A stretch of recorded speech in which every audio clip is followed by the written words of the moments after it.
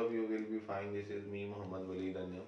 Student, the topic of today's discussion is electromagnetic waves. Student, electromagnetic waves का जो topic है ये कोई बहुत इंपॉर्टेंट टॉपिक नहीं है लॉन्ग आंसर क्वेश्चन के पॉइंट ऑफ व्यू से. हाँ, इसकी जो नेक्स्ट टॉपिक है, जो इसकी ट्रांसमिशन, जनरेशन और रिसेप्शन का टॉपिक है, वो उसको हम लॉन्ग आंसर क्वेश्चन में कंसीडर करते हैं.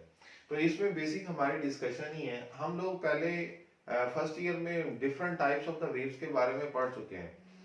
इलेक्ट्रोमैग्नेटिक वेव्स हम कहते हैं ऐसी वेव्स होती हैं जिनको प्रोपोगेट करने के लिए किसी मीडियम की जरूरत नहीं होती.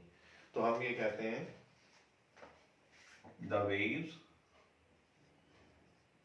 Which require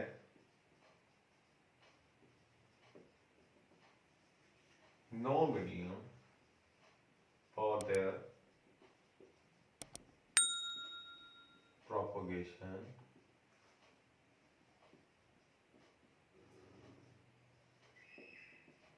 are called electromagnetic waves. और उन्हें हम ईएम वेव्स का भी नाम देते हैं, इलेक्ट्रोमैग्नेटिक वेव्स, या हम उन्हें ईएम वेव्स का भी नाम देते हैं. इसकी स्टूडेंट हम एक और डेफिनेशन भी लिखेंगे. मैं पहले वो डेफिनेशन लिखूंगा, फिर आपको इसका मतलब भी बड़ी आसानी से समझ आ जाएगा. The waves which are produced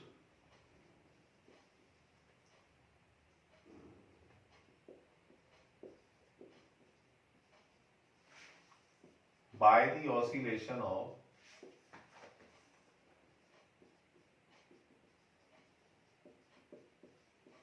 electric and magnetic field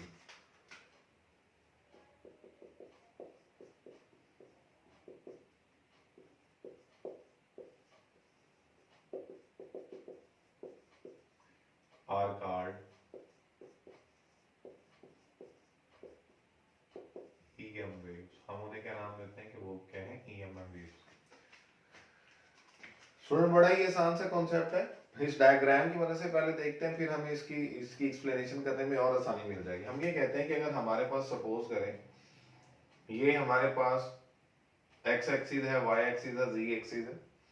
x axis के अलोंग अगर मैग्नेटिक फील्ड है और वाई एक्सिस के अलोंग अगर इलेक्ट्रिक फील्ड है, तो जी एक्सिस के अलोंग इलेक्ट्रोमैग्नेटिक वेव्स होंगी. किस तरह से प्रोपोगेट करेंगे हम स्टूडेंट ये देखते हैं कि अगर हमारे पास ये इलेक्ट्रिक फील्ड है, तो इस इलेक्ट्रिक फील्ड को अगर हम देखें तो ये टाइम के साथ साथ इसकी वैल्यू जो है वो क्या हो रही है, चेंज हो रही है. चेंजिंग इलेक्ट्रिक फील्ड का इसे हम नाम दे सकते हैं. इलेक्ट्रिक फील्ड जो है वो टाइम के साथ साथ क्या हो रही है, चेंज हो रही है. मैं इसको बनाने के लिए पहले से ये डायग्राम जो है इसलिए आपको बता रहा हूं ताकि आपको जब मैं एक्सप्लेन करूं तो हमें आसानी हो इसको समझने में.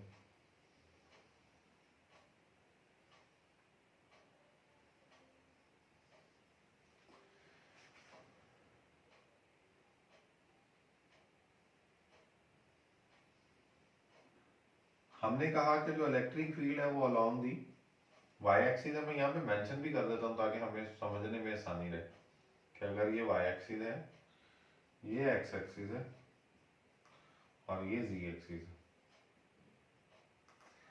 जो इलेक्ट्रिक फील्ड थी आपने देखा ये तमाम वर्टिकल लाइन जो मैंने लगाई ये अलोंग द वाई एक्सिस लगाई, और जो मैग्नेटिक फील्ड है वो अलोंग दी एक्स एक्सिस है. ये देखेंगे, मैं इसलिए लाइंस लगा रहा हूँ ताकि आपको समझने में आसानी हो कि ये हमारे पास along the X axis magnetic field, along the Y axis electric field, और इन दोनों के कॉम्बिनेशन से पैदा होने वाली जो वेव्स हैं वो हैं जी इलेक्ट्रोमैग्नेटिक वेव. और वो प्रोपोगेट किस डायरेक्शन में करेंगी, इन दोनों के परपेंडिकुलर. हम कहते हैं direction of propagation of EM waves. ये हमारे पास direction of the propagation of the EM waves जो हैं वो z एक्सिस के अलॉन्ग है, इलेक्ट्रिक फील्ड y एक्सिस के अलॉन्ग है, और ये तीनों चीजें एक दूसरे के ऊपर परपेंडिकुलर है। हम यहाँ पे एक कॉन्सेप्ट लिख सकते हैं, एक पॉइंट लिख सकते हैं कि direction of propagation of EM waves is perpendicular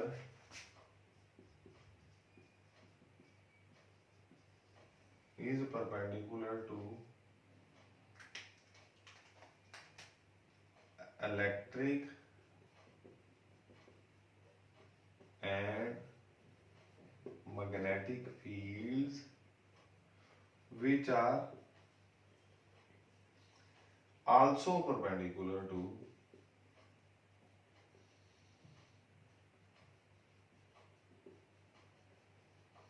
one another। Electric और मैग्नेटिक फील्ड्स भी एक दूसरे पर परपेंडिकुलर है, और जो उन दोनों के ऑसिलेशन की वजह से या उन दोनों की वैल्यूज के चेंज होने की वजह से इलेक्ट्रोमैग्नेटिक वेव्स पैदा हुई हैं, वो भी प्रोपोगेट जो कर रही हैं वो इनसे परपेंडिकुलर डायरेक्शन में कर रही हैं। स्टूडेंट, अगर हम इसके कॉन्सेप्ट को समझने की कोशिश करें कि ये प्रोड्यूस होती किस तरह से है,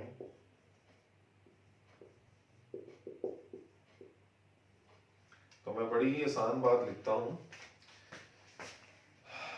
changing electric flux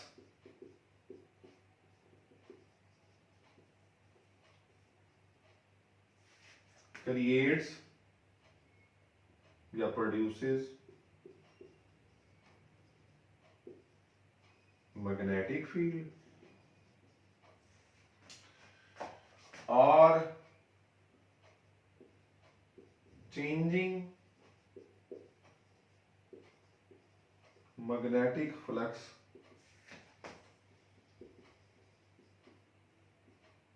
produces electric field. दोनों फील्ड, इलेक्ट्रिक फील्ड और मैग्नेटिक फील्ड, एक दूसरे को प्रोड्यूस करती हैं जब इनकी वैल्यूज चेंज होती हैं। हम कहते हैं, अगर सपोज किसी भी एक बड़ी कॉमन एग्जांपल हम ले लेते हैं, हम कहते हैं कि अगर किसी जगह पर इलेक्ट्रिक फ्लक्स या इलेक्ट्रिक फील्ड चेंज हो रही है तो वो मैग्नेटिक फील्ड को कैसे चेंज कर सकती है। हमने कल भी एक ऑसिलेटिंग सर्किट का नाम पढ़ा था जिसे एलसी सर्किट कहते हैं, जैसे पैरेलल रेजोनेंस सर्किट था। एलसी सर्किट में स्टूडेंट एक इंडक्टर और एक कैपेसिटर लगा होता है। कैपेसिटर के अंदर जो चार्ज मौजूद होता है, अगर वो चार्जेस रेस्ट पर रहें, देखिएगा कोई भी जो चार्ज होता है, अगर वो चार्जेस रेस्ट पर हो तो उनके सराउंडिंग रीजन में इलेक्ट्रिक फील्ड जरूर होती है, लेकिन वो चेंजिंग नहीं होती, वो इलेक्ट्रिक फील्ड भी कांस्टेंट रहती। और अगर वही चार्जेस क्या करना शुरू कर दें,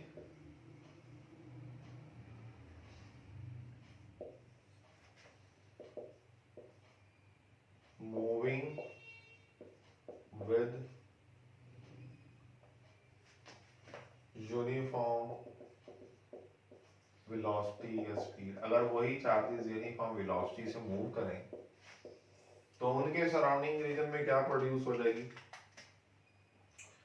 मैग्नेटिक फील्ड प्रोड्यूस हो जाएगी। और उस मैग्नेटिक फील्ड की वैल्यू भी क्या रहेगी, कांस्टेंट रहेगी, क्योंकि चार्जेस चेंज नहीं हो रहा, कांस्टेंट चार्जेस फ्लो कर रहे हैं, करंट जो है वो कांस्टेंट फ्लो कर रहा है किसी भी एक इंडक्टर में से या कॉइल में से, तो वो जो मैग्नेटिक फील्ड प्रोड्यूस करेगा वो कांस्टेंट होगी। स्टूडेंट, जो हमारे पास एंटीनास होते हैं जो इलेक्ट्रोमैग्नेटिक वेव्स को ट्रांसमिट भी करते हैं और प्रोड्यूस भी करते हैं, अगर हम इन्हें देखें तो इसमें हमारे पास एलसी सर्किट होता है जो कि ऑसिलेटिंग सर्किट है। होता क्या है कि जब इलेक्ट्रिक फ्लक्स चेंज होने की बात है, तो इलेक्ट्रिक फील्ड के चेंज होने की बात है, तो बुनियादी तौर पर मतलब हम ये लेते हैं कि कैपेसिटर की दो प्लेट्स पर जो चार्जेस मौजूद हैं उसकी वजह से उनके दरमियान एक इलेक्ट्रिक फील्ड मौजूद है। अगर वो कैपेसिटर आप किसी इंडक्टर कॉइल के साथ अटैच कर देते हैं तो वही जो चार्जेस हैं वो उसमें से जब फ्लो करेंगे तो वो एक मैग्नेटिक फील्ड बनाएंगे।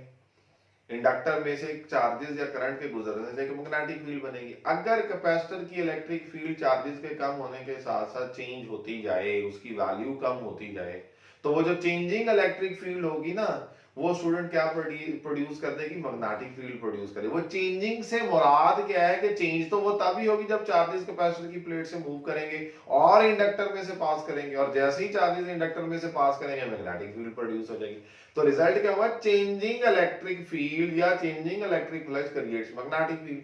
और अगर वो करंट जो उस इंडक्टर कॉइल में से पास कर रहा है उसकी वैल्यू चेंज होती है, तो करंट की वैल्यू के चेंज होने से वहां पर जो मैग्नेटिक फ्लक्स होगा या जो मैग्नेटिक फील्ड होगी वो भी चेंज हो जाएगी। और वो क्या दोबारा से क्रिएट कर देती है? हमने पढ़ा हुआ बैक ईएमएफ, जिसको हमने नाम दिया था सेल्फ इंड्यूस्ड ईएमएफ भी पढ़ी हमने। तो हम कहते हैं कि उस इंडक्टर के अंदर एक ईएमएफ जो है वो प्रोड्यूस हो जाती है। तो ये इन शॉर्ट हम ये कहते हैं changing electric field magnetic flux, और मैग्नेटिक फील्ड की चेंजिंग प्रोड्यूस करती है इलेक्ट्रिक फील्ड। ये हमारा बेसिक थीम है। आपकी बुक में उसने एक एग्जांपल भी ली हुई है। उसने ये कहा है कि अगर हमारे पास एक कोई भी रीजन है, उस रीजन के अंदर अगर इलेक्ट्रिक फील्ड चेंज हो रही है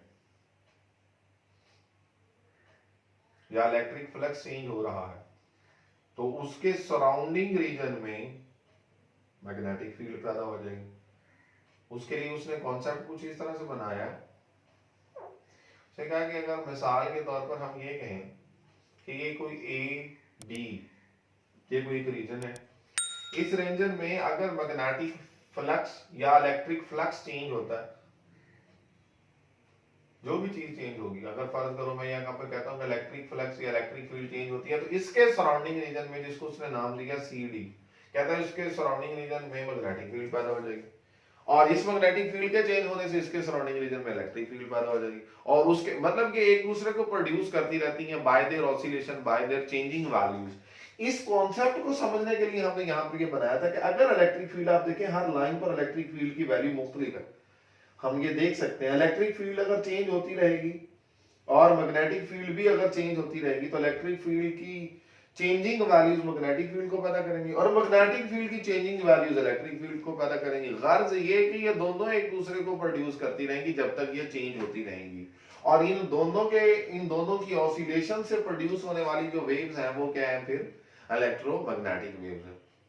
स्टूडेंट, इलेक्ट्रोमैग्नेटिक वेव की जो हम अगर कहें ना स्पीड, अगर हमने मालूम करनी हो तो इसकी स्पीड हम कहते हैं c। अगर इनकी फ्रीक्वेंसी f है और वेवलेंथ लैम्डा है, तो कहते हैं उसकी स्पीड को मालूम करने का एक तरीकाकार है, जो फार्मूला भी है, जो मैक्सवेल इक्वेशन है, c equals to 1/√μ0 and epsilon naught. ये म्यू नॉट क्या है? ये हमने पढ़ा हुआ है चैप्टर नंबर 14 में, हमने ये बात पढ़ी हुई है कि ये परमिएबिलिटी ऑफ फ्री स्पेस है, और एप्सिलॉन चैप्टर नंबर 12 में हमने पढ़ा है क्या है? Permittivity of free space. तो इन दोनों की वैल्यू, चूंकि इलेक्ट्रिक फील्ड चार्जेस जब रेस्ट पर होते थे तो इलेक्ट्रिक फील्ड बनती थी, तब हमने परमिटिविटी की बात की थी, और जब चार्जेस मोशन में होते थे तो मैग्नेटिक फील्ड बनती थी, तो हमने परमिएबिलिटी की बात की थी। क्योंकि यहाँ पर इलेक्ट्रिक फील्ड और मैग्नेटिक फील्ड दोनों की ऑसिलेशन है, तो लिहाजा हम दोनों के लिए यहाँ पर मैग्नेटिक परमिएबिलिटी यानी कि परमिएबिलिटी ऑफ फ्री स्पेस और permittivity of the free space की वैल्यू लिखते हैं। और स्टूडेंट, इसके रिजल्ट से हमारे पास जो रिजल्ट आ जाता है वो इतना ही आता है जितना स्पीड ऑफ द लाइट होता है, 3 × 10⁸ मीटर पर सेकंड। तो ये हमारे पास उसकी स्पीड भी आ जाती है।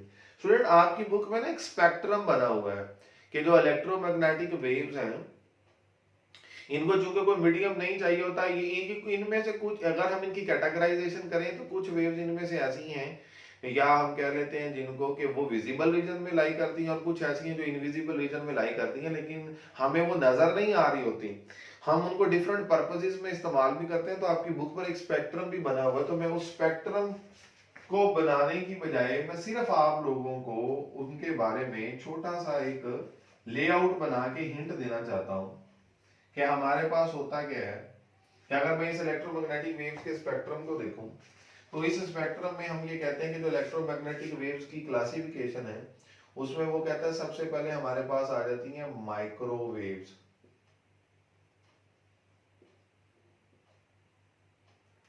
उसके बाद वो लिखता है रेडियो वेव्स, उसके बाद वो लिखता है इंफ्रारेड वेव्स,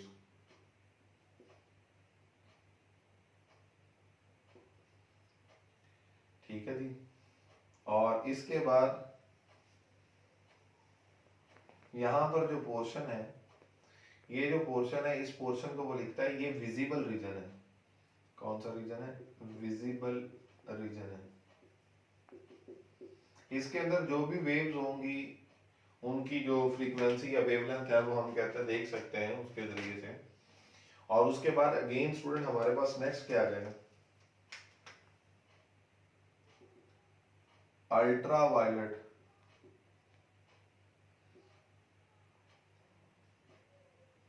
फिर उनके बाद एक्स रेज, फिर उनके बाद गैमा रेज।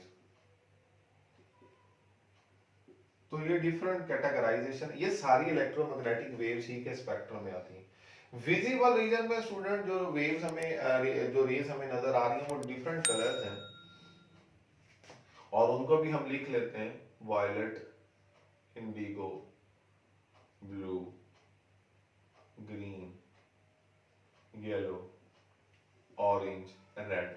ये हमने देखा हुआ है कि अगर हम सनलाइट को किसी एक प्रिज्म में से पास करें तो डिफरेंट कलर्स में डिस्पर्स हो जाती है, और वो जो डिफरेंट कलर्स हैं वो कौन कौन से हैं? Violet, indigo, green, blue, green, yellow, orange, red, ये डिफरेंट उसके हमारे पास क्या है?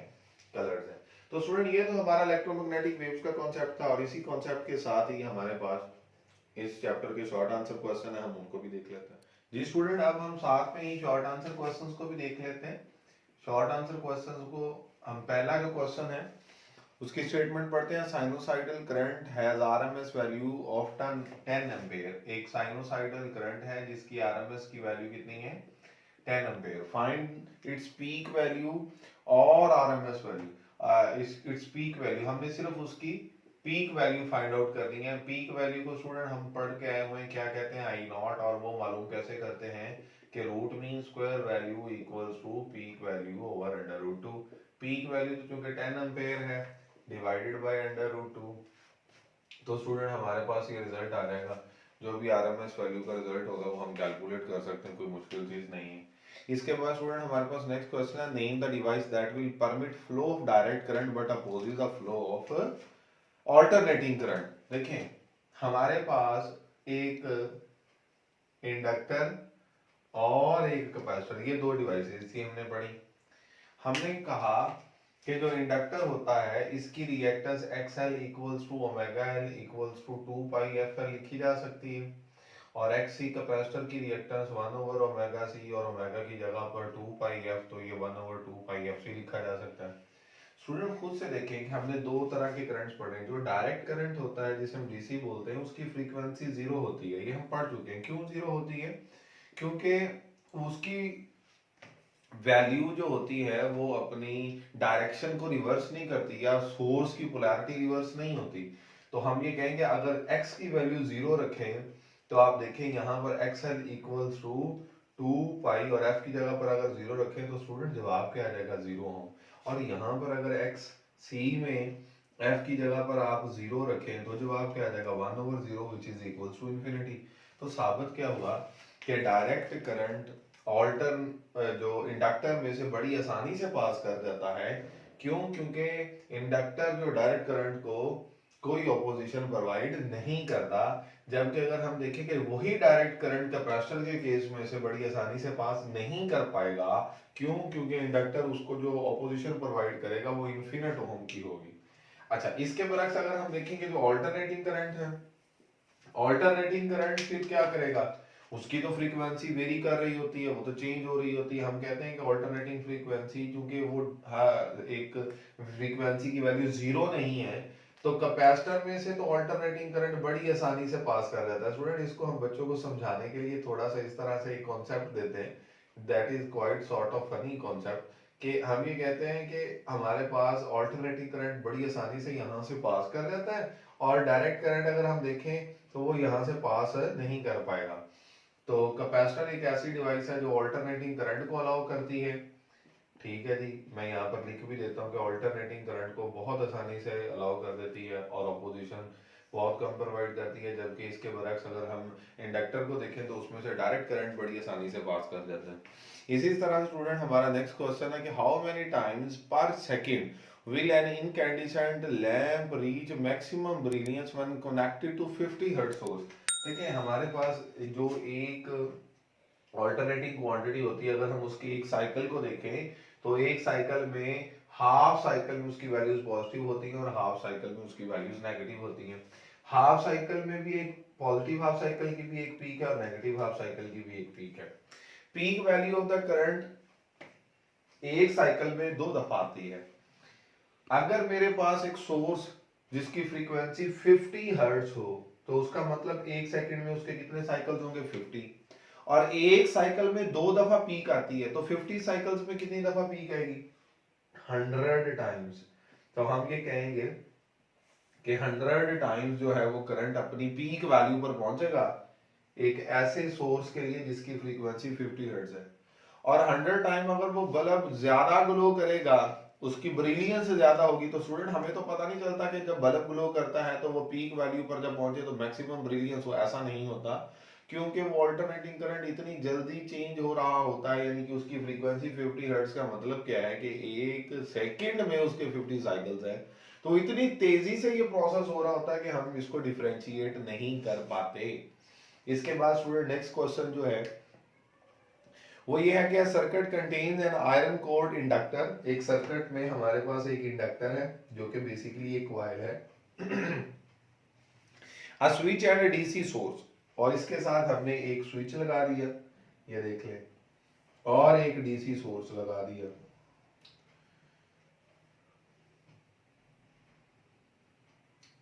ठीक है जी, जैसे ही आप स्विच को क्लोज करते हैं इसमें से करंट पास करता है, और करंट के पास करने से इंडक्टर में क्या प्रोड्यूस हो जाती है मैग्नेटिक फील्ड। अच्छा, ये मैग्नेटिक फील्ड यहाँ पर मौजूद होती है, लेकिन जब आप स्विच को कहते हैं रीओपन करते हैं तो क्या होता है, स्विच को रीओपन करने का मतलब यह है कि करंट अपनी मैक्सिमम वैल्यू से कहां पर चला जाएगा मिनिमम वैल्यू पर, और मिनिमम वैल्यू पर जाने से जो इसके अंदर ईएमएफ प्रोड्यूस होगी जिसको हम कहते हैं बी बैक ईएमएफ, वो इसमें से इसी करंट को कंटिन्यू करवाने की कोशिश करेगी, और उस करंट की कंटिन्यूएशन के चक्कर में यहाँ पर इस स्विच के कॉन्टैक्ट्स के दरमियान में एक आर्क डेवलप हो जाती है जिसको हम एक स्पार्क की फॉर्म, क्योंकि वो करंट बहुत हाई होता है, हाई करंट जब वहां से पास करने की कोशिश करेगा तो हम कहेंगे एक स्पार्क जब करेगा एक आर्क बनेगी। स्टूडेंट्स के बाद हमारा नेक्स्ट कॉन्सेप्ट है, नेक्स्ट क्वेश्चन क्या है कि how does doubling the frequency effect the reactance of an inductor and a capacitor. अगर हम देखें इस कॉन्सेप्ट को तो हमारे पास इसी के में मैं आप लोगों को ये बता भी देता हूँ साथ ही कि हमारे पास एक इंडक्टर है और एक कैपेसिटर है।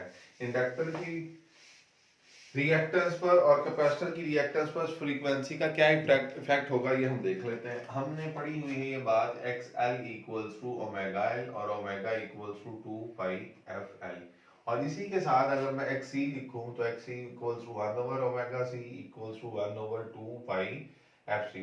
देखिए स्टूडेंट, जब फ्रीक्वेंसी F है तो उसकी रिएक्टेंस XL है और XC है। अगर मैं फ्रीक्वेंसी को डबल कर दूं तो जो न्यू रिएक्टेंस XL प्राइम आएगी वो क्या आएगी 2 पाई, और फ्रीक्वेंसी को डबल करने का मतलब यहाँ पर आप 2F लिख देंगे। इस 2 को अगर हम बाहर निकाल लें तो ये 2 पाई FL वैसे ही बच जाएगा, और हमारे पास जो रिजल्ट आएगा वो 2, और इस 2 पाई FL की जगह पर हम क्या लिख सकते हैं XL। तो जो न्यू रिएक्टेंस होगी वो ओरिजिनल रिएक्टेंस से डबल हो जाएगी, कब, जब आप फ्रीक्वेंसी को डबल करेंगे।